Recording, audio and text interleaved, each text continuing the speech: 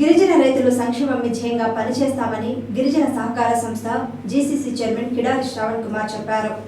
East point కాలనీలో గల GCC కార్యాలయంలో చైర్మన్ గా పదవి బాధ్యతలు చేపట్టారు. అనంతరం ఆయన మీడియాతో మాట్లాడారు. తనకు ఈ పదవి ఇచ్చిన నారా చంద్రబాబు నాయుడుకి ధన్యవాదాలు తెలిపారు.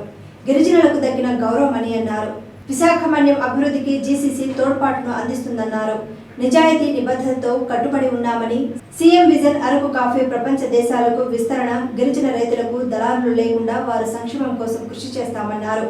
గిరిజనుల విద్యలో కూడా కృషి చేస్తామన్నారు. పాత వాహనాలను మరమ్మతులు, కొత్తవి కొనుగోలు, ఉద్యోగ కల్పన, పంట నష్టం లేకుండా చూస్తామన్నారు. సీతమ్మపేట, కొమరాడ ప్రాంతాల్లో పెట్రోల్ బంకులు ఏర్పాటు చేస్తామన్నారు. 22 సెక్యూరిటీ గార్డులకు పెండింగ్ వేతనాలు క్లియర్ చేస్తామని స్పష్టం చేశారు. ప్రస్తుత జీసీసీ ఆఫీసు స్థానంలో 16 అంతస్తులతో కొత్త భవనం నిర్మిస్తామన్నారు. ప్రత్యేక ధన్యవాదాలు తెలియజేస్తున్నాం. గిరిజన జాతికి చెందినటువంటి నేను నా ప్రాంతంలోనే గిరిజన చైర్మన్గా జీసీసీ చైర్మన్గా ఈరోజు అవకాశం కల్పించడం అనేది నిజంగా మా జాతికి తగినట్టు గౌరవంగా నేను భావిస్తున్నానండి. ముఖ్యంగా మన ముఖ్యమంత్రి గారికి మొదటిగా మీకు గుర్తు చేయాలి. ముఖ్యమంత్రి గారికి, నారా లోకేష్ బాబు గారికి, అదేవిధంగా మరీ ముఖ్యంగా నారా రోహిత్ గారికి వాళ్ళ తండ్రి గారు చనిపోయారు. ముఖ్యమంత్రి గారి సోదరు చనిపోవడం జరిగింది. ప్రగాఢ సానుభూతి కుటుంబానికి నేను తెలియజేస్తున్నాం. నా తరపున, మా గిరిజన జాతి తరపున, మా జీసీసీ తరపున కూడా ప్రగాఢ సానుభూతి తెలియజేస్తున్నామండి. అయితే ఈరోజు ఛార్జ్ తీసుకోవడం జరుగుతుంది. మా మంత్రివర్యులు శ్రీ సంధ్రారాణి గారు కూడా రావాల్సి ఉంది. కాకపోతే ఇవాళ ఏదైతే ఈరోజు హౌస్ ఉందో హౌస్లో క్వశ్చన్స్ కూడా అడ్రస్ చేయాల్సి ఉంది కాబట్టి ఈరోజు రావడం కుదరలేదండి. మేము ఒకటే సిద్ధాంతంతో వెళ్తున్నాం. ఇక్కడ ఉన్న వాళ్ళందరికీ తెలుసు, జీసీసీ అంటే విశాఖపట్నం మన్యం ప్రాంతంలో అంతా కూడా జీసీసీ విస్తరణ చెందింది.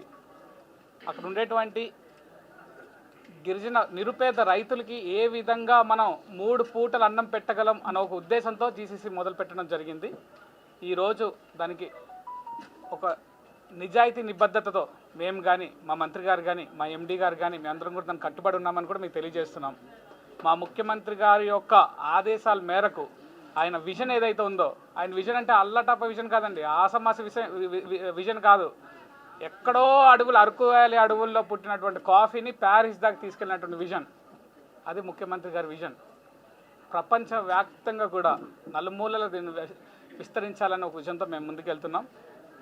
ఏదైతే గిరిజన ప్రాంతంలో ఉండేటువంటి రైతులు ఎవరైతే ఉన్నారో, ప్రభుత్వాన్ని నమ్ముకొని ఉన్నటువంటి రైతులు ఎవరైతే ఉన్నారో వాళ్ళందరికీ కూడా మధ్యవర్తులు ఎవరైతే ఉన్నారో మధ్యవర్తులందరినీ కూడా తప్పించి వాళ్ళ కష్టానికి తగినట్టు ప్రతిఫలం కలిగించాలి, వాళ్ళకి ఆర్థికంగా బలోపేతం చేయాలి అనే ఉద్దేశంతో ఈరోజు మేము కూడా ముందుకు వెళ్తున్నాం. మంత్రి గారు కానీ, ముఖ్యమంత్రి గారు కానీ వాళ్ళు ఇచ్చిన ఆదేశాలు తప్పకుండా పాటిస్తామండి. అంతేకాకుండా గిరిజన ప్రాంతంలో గిరిజన జాతికి చెందిన యువకులకి ఉద్యోగ కల్పనలో మేము ప్రముఖ పాత్ర పోషిస్తామని చెప్పి కూడా ఈ సందర్భంగా మీకు తెలియజేయడం జరుగుతుంది. ఎండీ గారు కూడా వచ్చి కొత్తగా మా ప్రభుత్వం వచ్చి 4-5 నెలలు అవుతుంది. మంత్రి గారు కూడా 4-5 నెలలు అయింది మా ప్రమాణ స్వీకారం చేసి. అదేవిధంగా ఎండీ గారు కూడా 4-5 నెలలు అయింది ఎండీగా అయ్యి. మేము ఒకటే చెప్తున్నాం, ఈ లోపలే మాకు కొన్ని విషయాలు మీకు తెలియజేయాలి. మీ మీడియా సోదరులందరూ ద్వారా అందరికీ కూడా తెలియజేయడం జరుగుతుంది. మేము ఒకటే చెప్తున్నాం, ఏవైతే పాత పడినటువంటి వెహికల్స్ ఏవైతే ఉన్నాయో ఆ వెహికల్స్ అన్నింటినీ కూడా సక్రమైన మార్గంలో ఎక్కడైతే సర్టిఫికేట్స్ లేవో అవన్నీ కూడా తీసేయడం అయితేనేమి, దాన్ని రిపేర్ చేయడం అయితేనేమి, కొత్తవి కూడా ఈరోజు తీసుకొచ్చే కార్యక్రమం చేస్తాం. ఈరోజు నుంచి మీరు అవి అమల్లోకి వస్తాయని చెప్పి కూడా ఈ సందర్భంగా మీకు తెలియజేస్తున్నాం. అంతేకాకుండా ఉద్యోగ కల్పన మా ప్రథమ ఎజెండా. గత 20-30 సంవత్సరాల్లో గిరిజన రైతులకు అందరికీ కూడా మనం ఎంఎస్పీ ఇవ్వడం అయితేనేమి, లేకపోతే వాళ్ళ పంట నష్టపోకుండా మేము కొనుగోలు చేయడం అయితేనేమి, ఈ కార్యక్రమాలన్నీ కూడా చేస్తూనే వచ్చాం.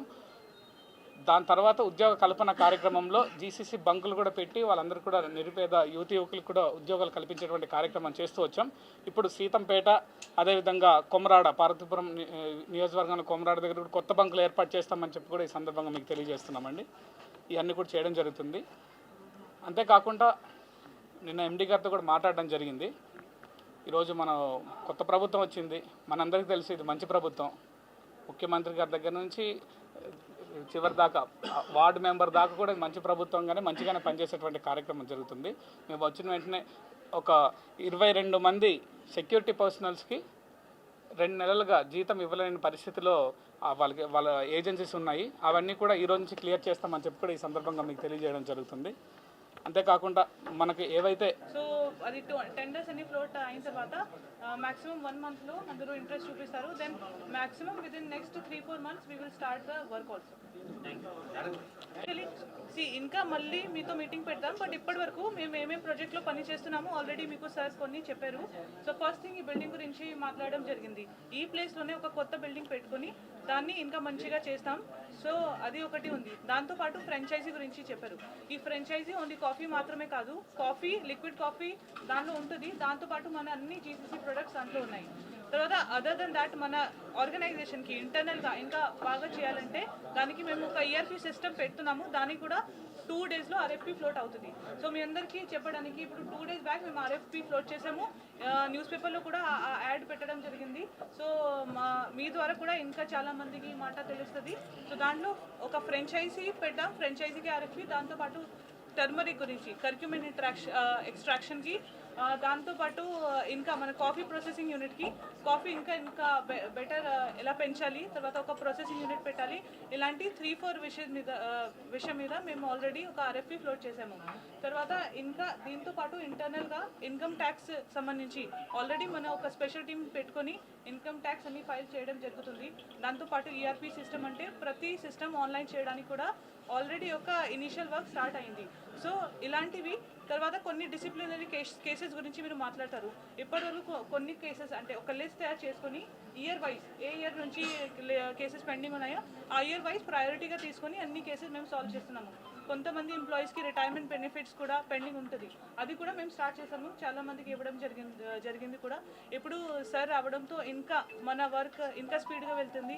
సార్కి ఇక్కడ రావడం మేము చాలా హ్యాపీగా ఉన్నాము.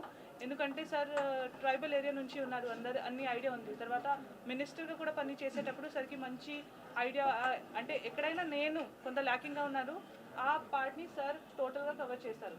సో ఒక యూనిట్ లాగా మంచిగా మేము పని చేస్తాం. మేము చాలా హ్యాపీ ఉన్నాము. మన జీసీసీ ఫ్యామిలీ ఈరోజు పూర్తిగా అవుతుంది. అండ్ ఇంకా స్పీడ్గా అంటే ఫండ్స్ గురించి, తర్వాత పొలిటికల్ తరఫు నుంచి సార్ ఇప్పుడు చెప్పడం ప్రకారం సివిల్ సప్లైస్ డిపార్ట్మెంట్, తర్వాత ఇంకా కోఆపరేటివ్ డిపార్ట్మెంట్